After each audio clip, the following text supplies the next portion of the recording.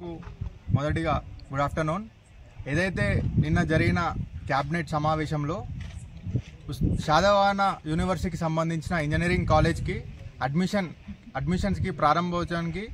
ఆమోదం తెలిపిన సందర్భంగా క్యాబినెట్ తెలంగాణ ముఖ్యమంత్రి వర్యులు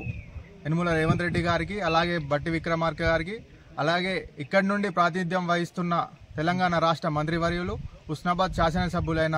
పొన్నం ప్రభాకర్ అన్న గారికి ప్రత్యేకంగా ధన్యవాదం తెలుపుతూ, ఏదైతే అంతకుముందు ఇక్కడ ఈ చుట్టుపక్కల విద్యార్థులు చదువుకోవాలంటే ఎటు పోయినా ఒక 40-50 కిలోమీటర్స్ దూరం పోయి చదువుకోవాల్సిన అవసరం ఉండే, ఏదైతే విద్యార్థి నాయకుడైన పొన్నం ప్రభాకర్ గారు విద్యార్థి సమస్యలు తెలుసు కాబట్టి ఇక్కడ ఈ ప్రాంతంకి